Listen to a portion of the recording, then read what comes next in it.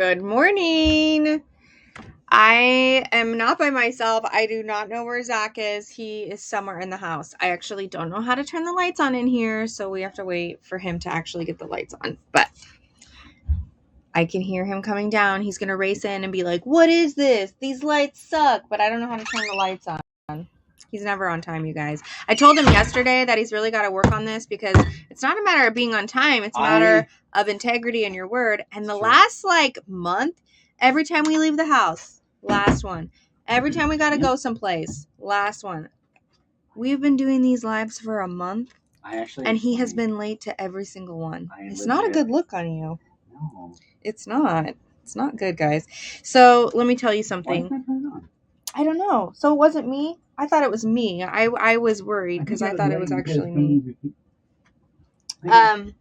So yesterday was nonstop, and it was really fun client support. So this has actually never happened. So Zach and I are health coaches and relationship coaches, but yesterday was the day when I talked to all of our clients, and this has never happened before. It's actually kind of cool. So right now, out of all of the clients we have more clients that are in phase 2 of their program, which is really cool. Which means that's like when they've hit like their weight loss goal, or maybe they wanted like a physique goal or like working towards doing something. And they're like there. And so there's this like phase 2 that they do that really kind of moves them through the next thing. So people aren't stuck like dieting their whole life. Like nobody should be dieting their whole life or your whole life. You should be getting to your goal and then learning what to do next so you don't have to do it again. Okay, so red flag if you feel like, oh my gosh, I keep doing the same thing over and over. Anyway. I can't sit close if your chair is.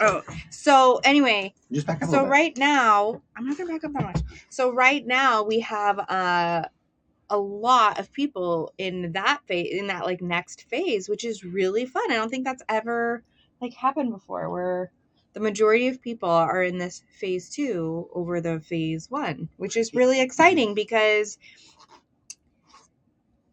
100% we're better coaches than when we first started coaching people 2 years ago. So there's that. Which I mean, like, I think we've helped people actually get to phase 2, like, very consistently. But also, I think those people who are, like, ready are just freaking ready. They're like, let's pedal to the metal. Let's get this show on the road. Let's go, like, baby. Do the things. Let's go, baby. And it's fun. So, anyway, I thought I'd share that because that made yesterday really different. The fun. Yeah.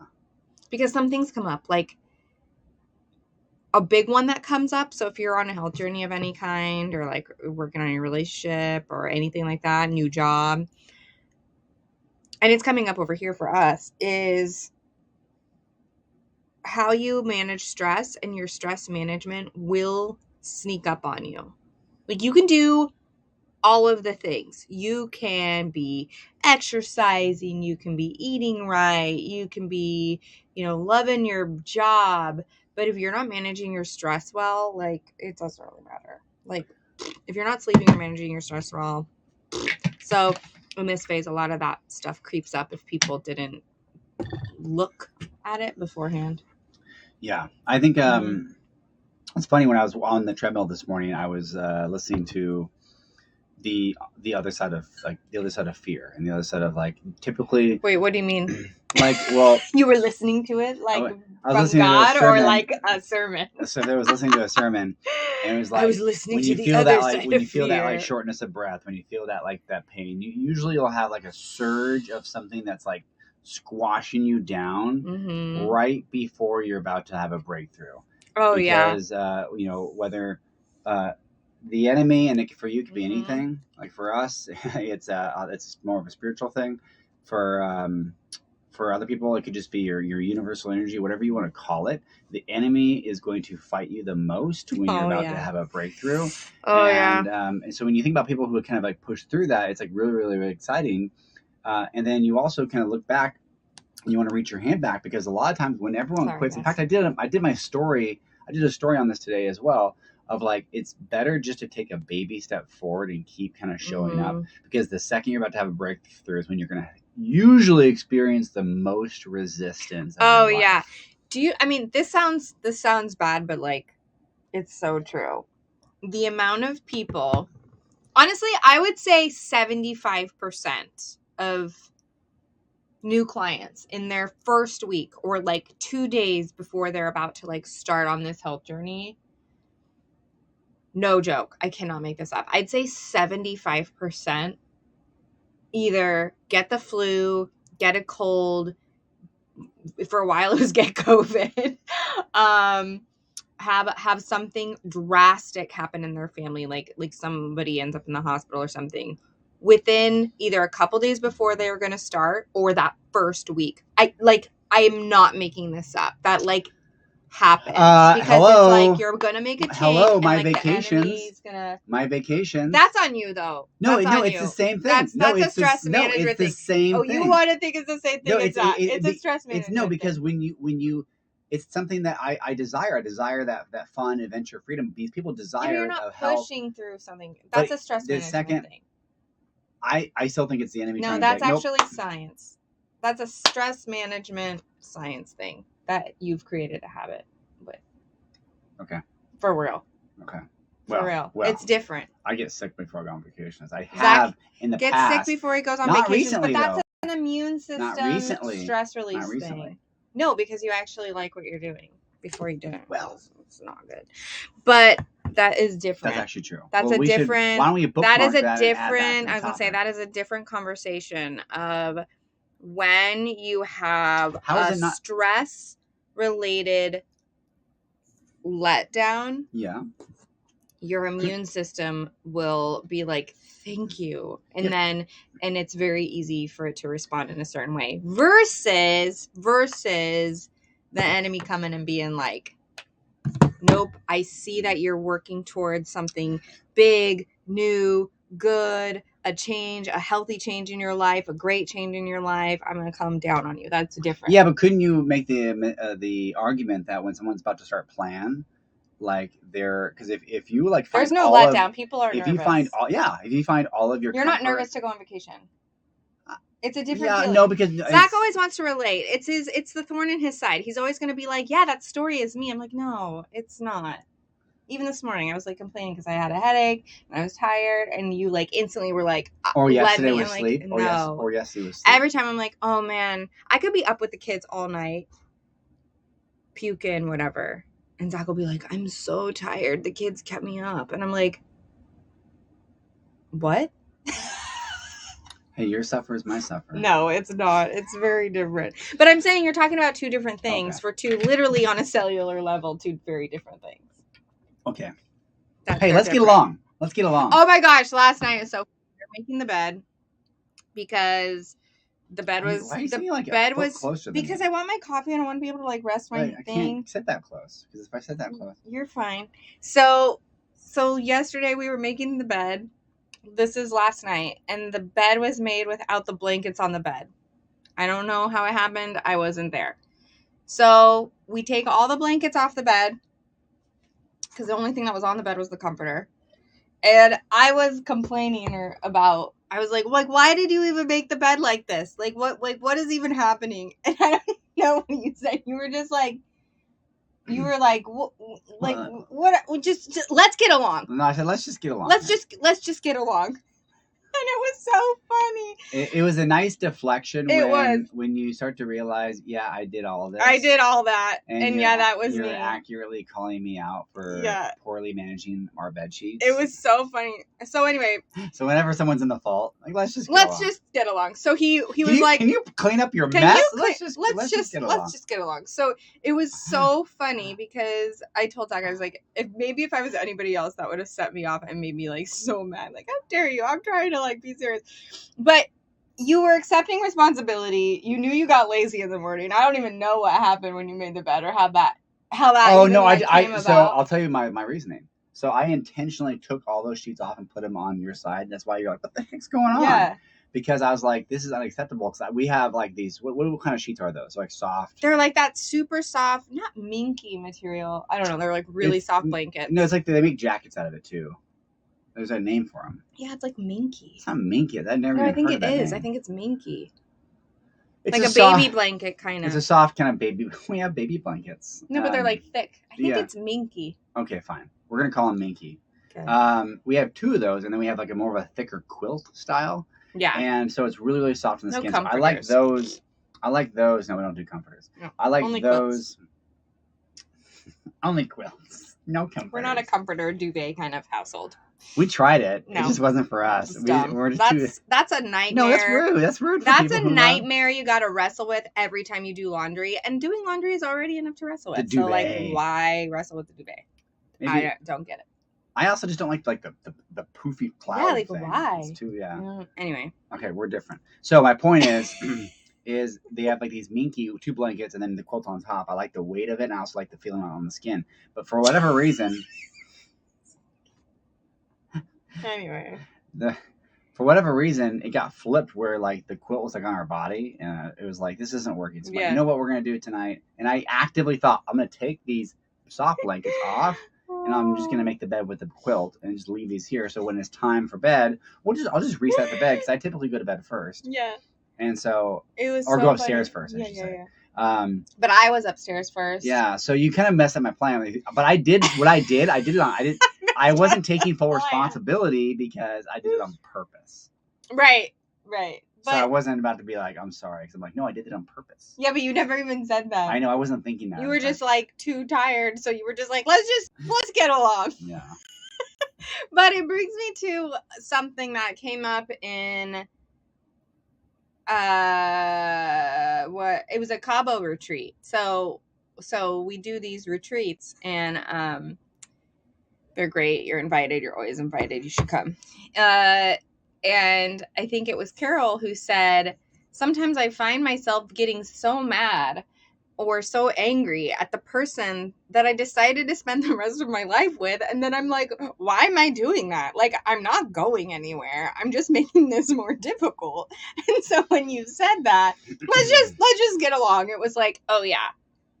Yeah, that's a good point. Well, like, why do that right before we're about to get in bed? Why have this like little like whatever the heck that was gonna be? Let's just get along. Because at the end of the day, which it was the end of the day, we were both tired and had a very long day. It didn't really matter. It was more just like, well, here we are now making this bed, so let's just make the bed and then get in it, because that's gonna be better than trying to go backwards in the past of being like, how did we get here? Why are the blankets on the floor? Why wasn't this done this morning?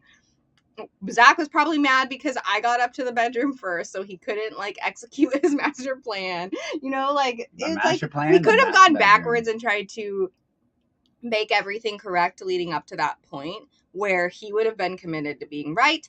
I would have also been committed to being right, whereas he would have also been committed to making me wrong, and I was very committed to making him wrong. So like, what's the freaking point? Let's save all the time.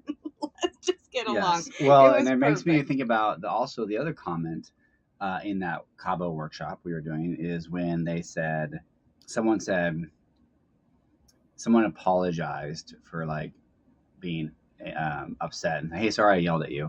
And then she said, it's okay. It was just your anger. Oh, yes. And that I'm like, wow. Yeah, it's hard to see that. Like sometimes it was just your anger. It wasn't you. It was just your anger. Like it's like you kind of like lost yourself. And I do that a lot. Like I have this thing with like the kids. It's like I do not like repeating myself. So God gave me children to really test that for me. Because if you have kids, I don't know if you know this, but sometimes you have to repeat yourself with children. So really? No. Yeah, it's so you have to say it and then you gotta say it again, and sometimes you gotta say it again. Not to mention the husband. Yeah. So I get to this point where I'm just like super flooded and I'm overstimulated and I do not speak in a way that is loving. And it's not like to the kid, it's like really to this guy over here. But you know when I'm like flooded. But you know it's like it's not you, like it's your floodedness, and it used to be really bad. Yeah. It's a little better, but it's not. This is so far away, and I don't. This is better. Relax. We're talking. But I can't rest. Yes, you can. Cross your legs. Lean back like me. Look how relaxed I am. Look how You're stressing me out. You can lean into me. Here, see. See, now it's like now we're sitting together. I don't. How's it feel like this? Like this? No, like this. No. Nope, sit back like this. See? Doesn't it see? But your head is bigger than mine, and your body is bigger. My head is bigger. Yeah, so I like that. It's like, oh, it was just your anger. So I thought that was a really, really good comment. And you know, you also might be thinking, sometimes I think there's a misnomer, there's a conception, a story that I think a lot of people have, that when you're in health, or you're in, the relationship business, if you will, there's this pressure that I think sometimes you can feel, or you can even judge that, well, they obviously aren't doing a good job because they look at right there, they slipped. You're kind of always like assessing and judging. It might be worthwhile to kind of spend time considering that it's really, I think, what is a lot more of a extraordinary place to function from is when you're like a heightened state of awareness, meaning you're spending more time freely choosing things because you're aware of what's happening, versus kind of slipping into that rut. So when we're going to think about our relationship, like, we don't shy away from ordinary because we know it's inescapable. Yeah. Or like in health, like you see, like sometimes, like there's people that are years beyond, like people we look up to as mentors and inspiring us, like, wow, like I want to be like them someday. And when I say like them, it's like you look at people and like they're able to really just, whether it be focus, discipline, clarity, where they're at in their life. But even when you spend a second with them, there's a reason why I say don't be your heroes. I think that's that probably came from the realization that we see people inside of a fantasy of their highest. Yes, and everybody is ordinary. Yeah. Like, it's not that you can't be or you are not extraordinary sometimes, but throughout your day to day, there are very ordinary things that you do, who you are, who you be. So when we had a conversation, like, well, do we really want to go into the business of relationships? Because does that mean that we have to have a perfect relationship all the time? Does that mean you have to always be upholding this, like, ideal, never argue, never whatever, always agree, finish each other's sentences BS? And we instantly realize, like, no, because that's not, if you're really going to have an extraordinary relationship or an extraordinary business or whatever, it also includes the very ordinary things, and ups and downs are normal, because you also can't predict what life is going to bring your way. And in that, there's like this happening. So it may mean, by looking into improving your health or improving your relationship or whatever it is, it just makes those peaks and valleys a little bit lower. But it doesn't mean that the peaks and valleys don't happen. It means that more things maybe happen, like last night. Yeah. Where it's like, let's just keep going. And it's like, oh yeah, what are we doing, right? And it's very like nothingness. It's very like Pebble, Hebrew for smoke or vapor, by the way. You know what I like about I like your mimicking of, like, when you're kind of like acting like, well, I don't really know about that. I don't like when you're kind of like that, your unsureness when you're like making fun of someone, like when you do like Ralphie, or like let's get on, or like when you're like kind of like I like your version of doing that. It's really cute. You do it better than I can. You have to call it out. I don't know what I don't know. I think you did a reel on it one time. It was really, really fun. Yeah. We were gonna talk about a topic today. Like, oh, we should bring that up. And it was something about maybe what happened yesterday, which I know we're not talking about yet, but what was that? Oh, we should bring that up on the live tomorrow. See, this is ordinary. It was something that you told me about. I thought so. Yeah, we should bring that up. Just bring that up. But I can't remember what it was. But it's okay. It was yeah, we were gonna. It was like happened either a Tuesday night or Wednesday. About we were going to. Maybe it was about like It was about Love Is Blind. Maybe it was Love Is Blind, which we have like one more episode left of. We only have episodes left. Yeah. I'm really upset because I feel like I haven't seen any spoilers, but I have seen some things that people have shared that are like that reunion episode was so boring. It was so like unclimactic. Well, I know because so I'm like, so does that mean like nothing really happened? Well, it's because the Seattle crew is actually pretty level-headed. Like, in fact, everybody there's the only people I dislike on Love Is Blind is that one girl's friends. They're just not grown up enough.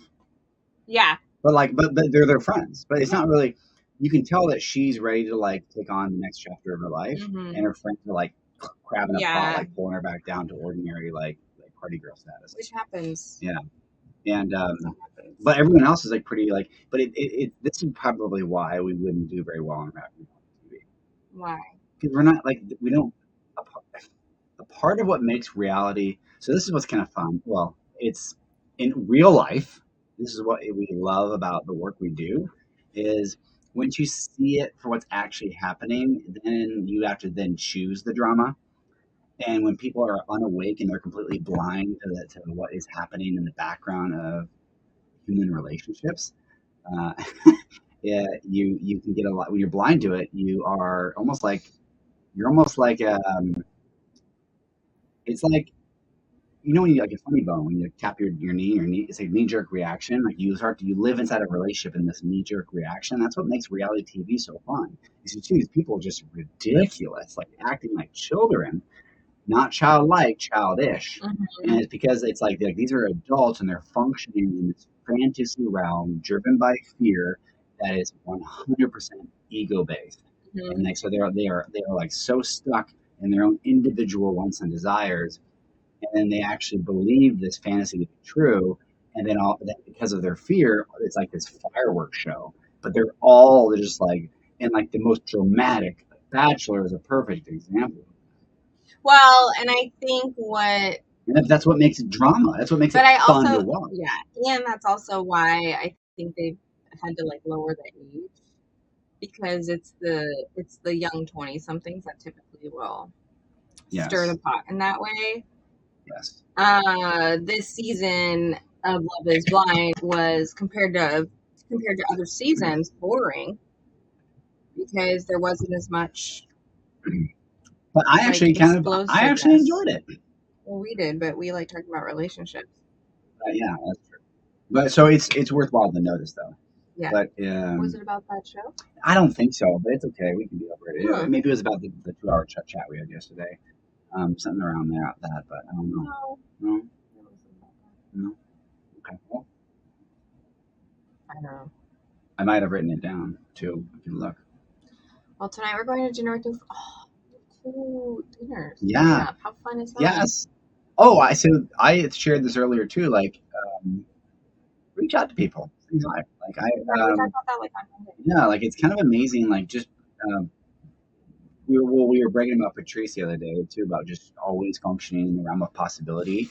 But the way to make things possible is when you put yourself in a room to meet people. Like if you went and just hung out in this big room of people you haven't met, and you actually committed to making, you went into conversations and started having dialogues with people, it would be inevitable that something would happen that wouldn't have normally happened had you not go.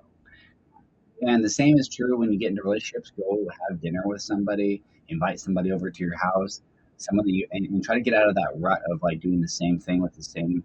It's not that, hey, hang out with friends, do something different with some friends, but just get in the room with some new people and start to like spark things. And it's amazing where things can go. As long as it's aligned with your purpose, which it is, then you can really create magical things together. Well, then it's more fun. It's like, if you hang out with people all the time because you're obligated to hang out with people all the time, it's not really. I think post 2020 world, a lot of people it's not really fun.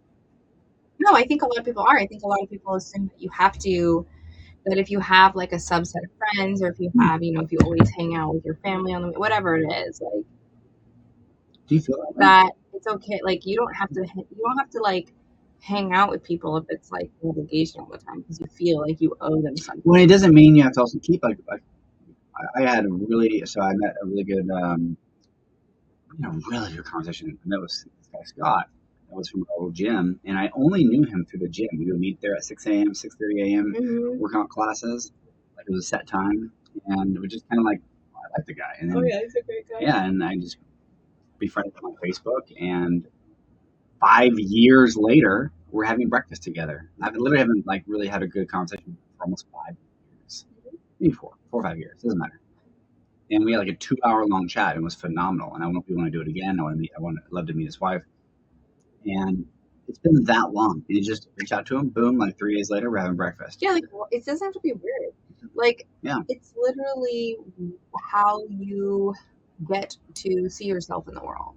You may put whatever you want out on social media or whatever, and you may get some feedback on that. But actually having that real life interaction with others, there is so much value there in who you are, how you also get to then get that feedback loop of, feeling validated and feeling like a real being walking around the earth. So, speaking of human relationships, I think I figured out what it was. what? I think I figured out what it was. Let me see what I wrote. It was something. I think it was something to do with what Mr. Cynic said. What? So Simon Sinek said, regardless of technology, the speed of innovation, people are still people. All the rules of humanity still apply. And this was in reference to, maybe we can kind of bookmark this for tomorrow. I was having a really interesting discussion with some friends about like with a 60-minute special about the interview with the CEO of Google and a bunch of these AI leaders that view that AI will be like the next, like it'll be like bigger than fire or electricity or the internet in terms of humanity. And they were showing how you can have like a face to face conversation. Like right now, like we wouldn't be us, we would be AI. So it would like mimic our entire personality. They would piece together speeches so you can ask us a question one on one, and it'll be us talking with you. And when he said, regardless of technology and the speed of innovation, people are still people. All the rules of humanity still apply. Mimicking is not the same as being. So what I wanted to follow up with on that is if you have, I don't think a lot of people have really grasped the concept of what this could do and mean and what the impact will be. But a lot of people I talk to are, you get worried about, especially a lot of the white collar workers, you get worried about their jobs, their functions. But relationships are still a human phenomenon. And no matter how much you mimic and do something repetitive, it's not the same as being inside of a relationship with another human being. This is why online dating is so hard. It's because at the end of the day, you're still online, you're still behind a screen, you're still not actually connecting with a human being. Yeah. And that is with a human being actually on the other side. Mm-hmm. I think when people start like having companions that are like fake, I think that it'll bring a whole new meaning to soul searching because there's nothing there. But it doesn't mean it's not a tool, and it can be used for good and bad for sure. But I will say that I'm very, very happy and excited to be inside of the realm of relationships, given where technology is going. Yeah, the other thing that I want to add on, and we can't talk about this now, but I felt myself getting really heated about it the other day. With me? No. Was this whole like relationship to self BS of like the best relationship is the one with yourself. Or like you can't get into a relationship unless you're like whole and complete on your own. And I'm like, this is the biggest. Well, tell me more. This is the biggest. Honestly, because it's like very popular right now.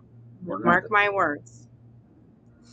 This is a whole segment right here. You want to open this can of worms? This will be like the demise of meaningful relationships, because the more that people are like think that they are know themselves so perfectly is going to be the exact point at which they start resisting anything else coming in to try to change that, because and it can be very dangerous to relationships.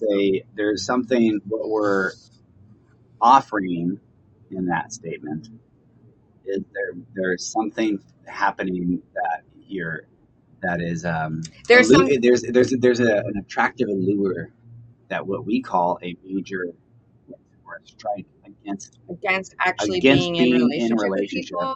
And we're not talking about like romantic, we're talking about like actually being in a relationship with people, with like other people, and in thinking that you're trying to fix or solve your own stuff, you're actually magnifying a pitfall that's going to happen. Now, let me be the contrarian, though. Let me be the contrarian, just so because I think there could be a lot of people missing.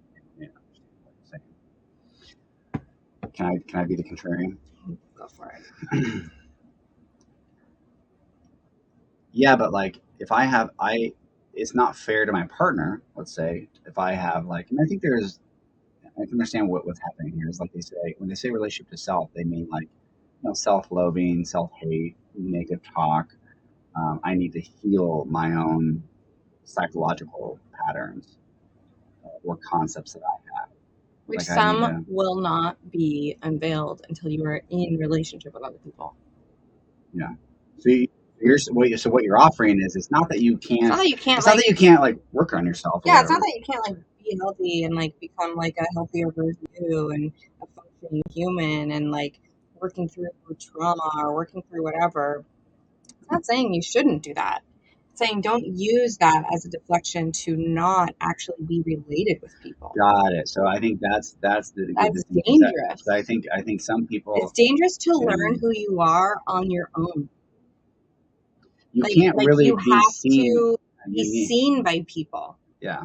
It's very mischievous place. It's floating around. Well, if you don't know where relationships are, I think that's worth noting because it's really, if you're the one that's always the one that says, it's more of it. It's more of it. Yeah. It's just more of you get to be the one who says so, who says it's right. Because like, could you imagine getting into a relationship with another person who was like all in one and all? It's like that's a hard person to deal with. Maybe that's why people are having so many problems. They just won't change. It's like, yeah, because they worked for 15 years on not changing. There's a lot to unpack here. So why don't we bookmark that topic? Anyway, that topic gets me fired up because it's very because, and this is why is I think it's because we've been in the transformation space for a long time, and so when you have people coming into that space with very like, just do that, work on yourself, blah blah blah blah, you don't need whatever. It's like whoa, because it's like very more of the problem. How would you distinguish that between like the topic of healing or like things like that? Because you could actually heal with both. We've both done a lot of healing together. Yeah, well, actually, now that I'm thinking about it, people who've done healing usually go inside a relationship to do that. Let me put it this way: I don't think I've ever met a person who's gone off and healed on their own and then had a successful relationship afterwards. Name one. I can't. We know a lot of people who've done a lot of healing. One guy. Because they do it because when they have success, it's actually when they do it inside of a relationship. That's what we're trying to get you to see. I think I would like to. We should get we should read all the hate mail we get tomorrow and go through that. I know people are like. Well, I just feel like people miss out, and like, don't get me wrong. I'm not talking about like if you have like you're like a alcoholic, or if you have like a drug problem, or maybe you're like manic depressive. That's an important distinction. That's different. Or we're not talking about like that. We're not talking about a major like trauma event. No, I don't like to throw out the word trauma because everybody's going to get triggered. If everyone was murdered, everybody's got their own. No, I'm not saying that. I'm saying even so, because we like to use those things as I can't move past that because because of this, because of the drug problem, whatever. We also have interacted with and have seen a lot of growth with people who have really chosen all of someone, which includes those really hard things. So even so, it still can be done inside a relationship. It's just a different way of interacting with it. Last point is I was just actually reading the Relationship by Design book, and I really like what Lon said about the word transcendence often gets put into this like blissful category of like ascend beyond, or like the state of bliss, like you've moved past, and like you transcend into something else and you leave something behind. And it's actually we're often collapsing the understanding incorrectly when transcending is something that includes what was already there. Includes the ordinary. So you're actually taking the ordinary, you're taking the trauma, you're taking the baggage, if you want to call it that, and then by choosing and accepting as it's something that occurred in the past, it's a part of it all. And then that actually opens the door to give you access to also experience this extraordinary feeling of peace and ease, which we call bliss or transcendence. You don't leave behind or go above something. Yep. Right? There's only one way to do that. That's different. Yeah. It includes it all. Yeah. It includes it all. And I think for whatever reason we feel like we have to like let go of it. And it's like you can't let go of it. But you can just let it be there. People say like I need to let go and like I really need to let go of this before I can move into this. It's like, or you can just let it be there, because that part of that being there has actually shaped you into whatever you're experiencing now. And if you just let it be there and you use it for value, that's going to be a lot easier to move forward than to try and let it go, because you're not going to be able to let it go. There's nothing to let go of. Yeah, unless let go is like letting it be. Like letting it be there and grabbing it. But you can't get rid of it. You can't like move. People always want to like erase or get rid of. I'm like, well, what are you gonna do? Go like shock therapy and like literally kill the cells in your brain? Like, I mean, if you want to do that, fine. But well, people temporarily erase it through addiction, typically. Exactly, because we're taught you have to let it go, and then people get mad at themselves because they're having such a hard time letting go, and it's like you actually can't. That's why. So if you stop behaving in such a way like you can just let it go, you can let it be there and interact with the future of what you actually want. It's a very different experience. It costs less money, also. Let us know what you think. If you disagree with us, send us a DM. We'd love to get into conversation and send us your questions. No, you can disagree. Let's have a conversation about it. Like, let's see what you're hung up on. So if you're hung up on this, if you have any like you don't understand or how comes or what abouts, or if you any pushback, engage. We'd love to kind of address those conversations with you, and we can even do it anonymously, which is a lot of fun. We'll go from there. All right, ready for